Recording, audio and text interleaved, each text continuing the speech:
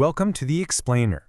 Today, we are unpacking some truly fascinating source material, Dr. Robert A. Peterson's systematic framework on the Gospel of John. Specifically, we're looking at chapters 6 and 10, which reveal this incredible, almost architectural structure to salvation and our union with Christ. Okay, let's dive into this. And here's how we're going to do it.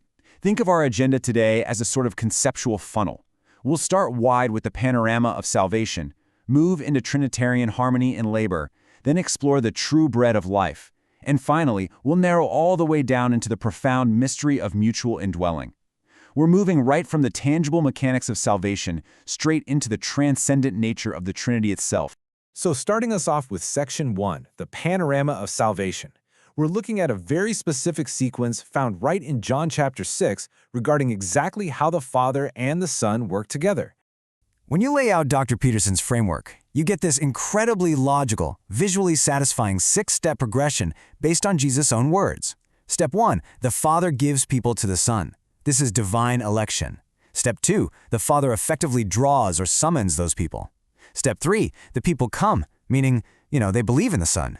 Step 4, they gain eternal life as a present possession, right then and there. Step 5, the Son keeps them, fully preserving their salvation. And finally, Step 6, the Son actually raises them up on the last day. It's like an unbreakable chain, showing us exactly how God secures believers from start to finish. Moving right into Section 2, Trinitarian harmony and labor. This is where we transition into the underlying theology of those steps, because it reveals a beautiful, behind-the-scenes reality about the Godhead. Looking at that six-step panorama, Dr. Peterson draws out three absolutely vital theological conclusions. First off, there's a clear division of labor among the persons of the Godhead. The Father gives and draws, while the Son gives life, keeps, and raises. Second, there is total, absolute Trinitarian harmony in how they execute this work together. And third, and honestly this is the linchpin, there is strict continuity in the identity of God's people, meaning the exact same people given by the Father back in Step 1 are the very same people who are securely raised by the Son in Step 6. There is zero drop-off. Nobody gets lost along the way. Now, for Section 3, the true bread of life.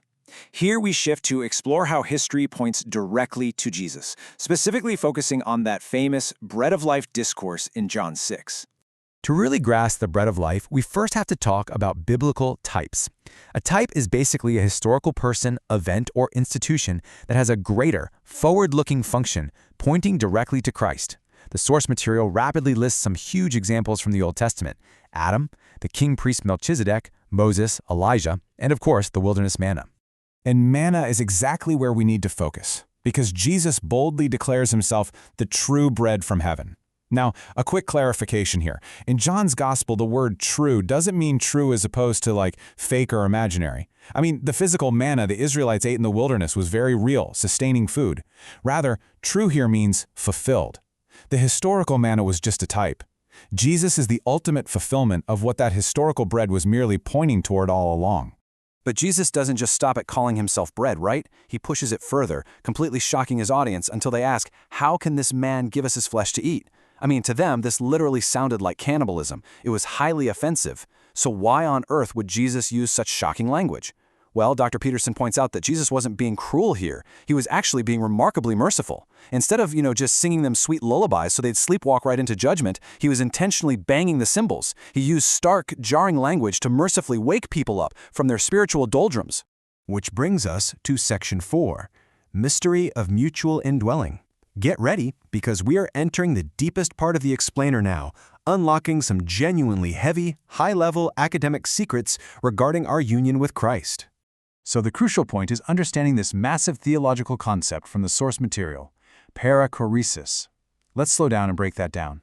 It comes from the Greek peri, meaning around, and keresis, and it refers to this astonishing divine sharing of life, the literal mutual indwelling of the persons of the Trinity. When Jesus says in John 6, "He abides in me and I in him," he is pointing to the reality of the Father and Son infinitely sharing the divine life. And if the Greek wasn't enough for you, systematic theology uses Latin to capture the weight of this too. The Latin equivalents for this mutual indwelling are circumincession and co-inherence. I know, big words, but understanding these terms really reinforces the immense academic and historical weight of what Dr. Peterson is teaching us here. And this brilliantly illustrates exactly what we're talking about. Looking right at Dr. Peterson's actual lecture notes, you can see how painstakingly he spells out these complex terms for his students. Perichorresis. He wants to make absolutely sure they grasp the exact language historically used to describe the majestic mutual indwelling of God. Now here's where it gets crazy. Jesus actually uses this same kind of language to describe our relationship with him. But Dr. Peterson is very quick to carefully contrast the two so we don't wander into heresy. You see, the Trinitarian indwelling is divine, it's eternal, and it's ontological, meaning it's based on the very order of their being. But our indwelling with God, that is a created union. It had a specific beginning in time, and it exists entirely by his sovereign grace. This distinction leads us directly to a rock-solid theological axiom: no incarnation, no union with Christ. I really want to stress the absolute necessity of the physical incarnation here. If the eternal Son of God had not stepped into history to become a human being, lived a sinless life, died and resurrected, well, fallen human beings could never, ever be united to him. And yet, while we absolutely must distinguish the persons of the Trinity, because remember, only the Son became incarnate and only the Son died on the cross, we can never separate them. They are entirely inseparable in their divine nature. Because of their mutual indwelling, when Jesus speaks, the Father speaks. When Jesus acts, the Father acts. It is one God eternally existing in three mutually indwelling persons.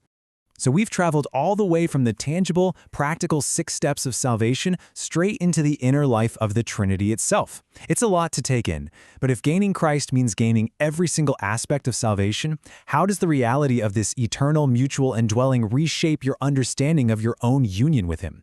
Think about that for a second. You aren't just handed a ticket to heaven, you are brought into actual fellowship with the mutually indwelling God. It's truly mind-expanding stuff and definitely something to chew on as you continue exploring systematic theology. Thanks for joining us for this explainer.